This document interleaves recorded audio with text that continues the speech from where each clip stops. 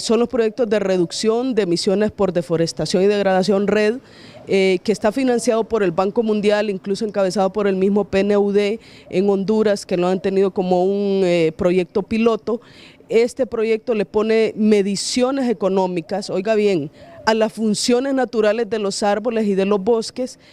Por lo tanto, al ponerle mediciones económicas bajo la lógica capitalista, lo que produce es inmediatamente acaparar y privatizar bosques y territorios indígenas, negros, campesinos, ejidales también, para el gran negocio de la venta de servicios ambientales. Mientras eso, las transnacionales impunemente pueden seguir contaminando el planeta. Esta es otra estrategia de privatización y de despojo, de pérdida de autonomía, igual que la ABAFLEC, que también impulsa este gobierno, y por eso nosotros insistimos que es una vergüenza, les debería de dar pena decir a ellos que son lencas.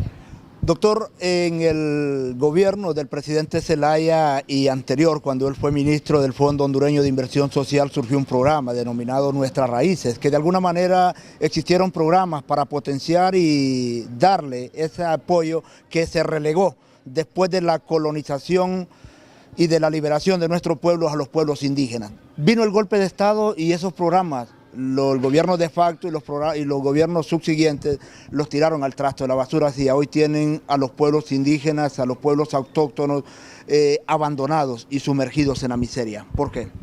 Bueno, en realidad el golpe militar fue un golpe también no solo hondureño, sino un golpe impuesto desde afuera, que realmente produjo un enorme retroceso histórico en el país, y que nosotros debemos en realidad nunca olvidar por las represiones que se han dado, por los muertos, por las violaciones a los derechos humanos, por las violaciones a los derechos de los pueblos. Quiero decir que indudablemente el proceso del modelo extractivo minero se ha incrementado en una forma criminal, diría yo, que lesiona a los pueblos, envenena a Honduras, y en realidad es justa la lucha de los pueblos indígenas. Quiero también dar un mensaje a nombre del M4, Movimiento Extractivo Minero Mesoamericano, que está solidario con la lucha de los pueblos lencas, los pueblos miskitos, los pueblos garífonas y también la lucha campesina. Y quiero hacer un llamado de que precisamente los campesinos de la plataforma agraria están luchando muy duramente por sus derechos y están desde luego con todo el ánimo de dialogar, defender sus derechos con el Estado. Háblenos sobre esa denuncia que hacía el día de ayer usted, Berta, donde algunos alcaldes del sector occidental de nuestro país, específicamente en Intibucá y Santa Bárbara, están confabulados con estas transnacionales que pretenden implementar estas represas hidroeléctricas en ese sector. Bueno, como es parte de toda la lucha del COPIN, la movilización territorial, la movilización en los lugares que están amenazados, antier nos desplazamos hacia San Francisco de Ojuera, donde realizamos un plantón pacífico enfrente de la alcaldía, quien está avalando el proyecto hidroeléctrico Aguasarca, que desde sus orígenes es ilegal, es ilegítimo, viola los derechos del pueblo lenca, y ahí recibimos una respuesta bastante agresiva de la corporación municipal encabezada por el señor Raúl Pineda, que una cosa irracional, yo no sé cómo calificar esto, pero irracional. Un alcalde que manda romper la carretera pública que le cuesta al pueblo hondureño para impedir que pasaran los vehículos donde nos desplazábamos.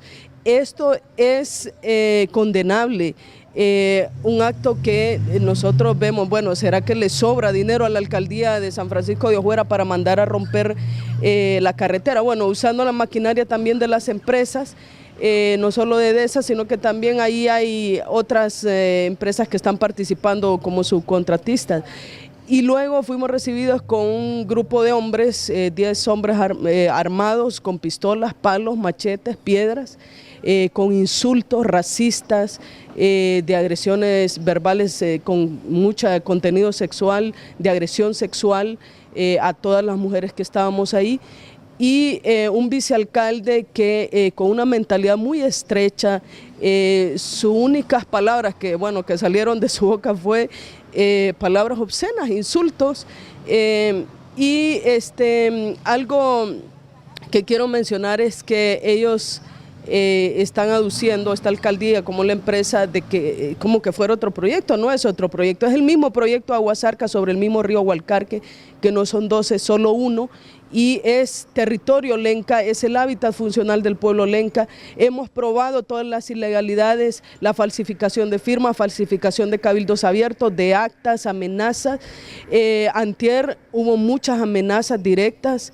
Luego nos desplazamos al plantel, al segundo plantel de esta versión nueva del proyecto hidroeléctrico Aguasarca, y también ahí estaban los guardias, pero esta criminalización, Marvin, no solo va en ese sentido, es incluso con las campañas de odio, de racismo, misogínicas, son campañas que incluso la jerarquía, la élite de la iglesia impulsa como odio hacia el Copín y a quienes defendemos los bienes comunes y de la naturaleza, como lo que hizo hace poco la élite golpista, derechista de la Iglesia Católica en San Francisco Lempira, a través del cardenal, que estaba haciendo un llamado, oiga bien, a no escuchar nuestras radios indígenas y comunitarias como La Voz Lenca en San Francisco Lempira, a no escuchar y no ver TV Globo y Cholusat.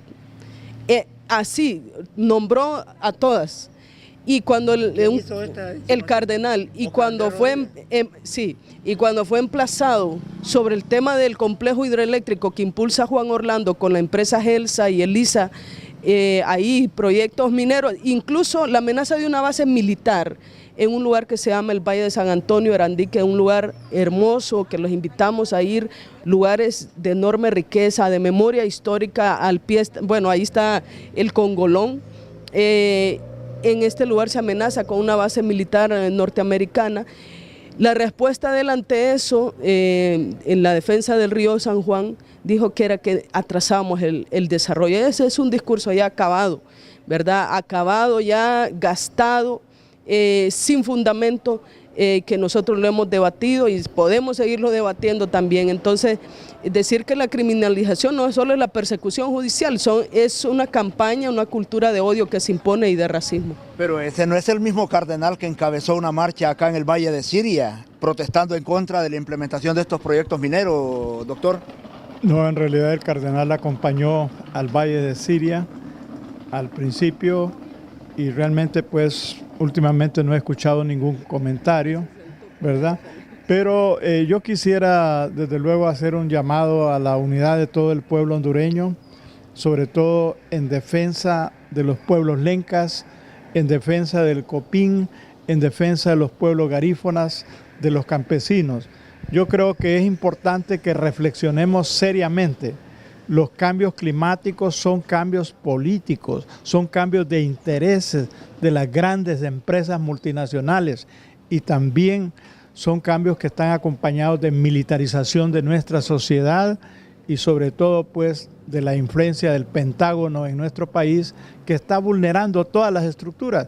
Tenemos una sociedad violenta, pero ¿dónde los hondureños no somos violentos? Es el sistema que es violento contra los pueblos, que los desplaza de sus territorios, que viola sus derechos, que también es responsable de esa violencia del femicidio, de la violación de los derechos de la mujer, que señalaba correctamente la compañera Berta. Y en ese sentido hacemos un llamado al Jesús de los pobres para que luche por los pobres. El Jesús del Monseñor Romero. Berta, ya me llamó la atención. ¿En qué contexto, en qué momento el cardenal hizo esa petición? Que no escucharan las emisoras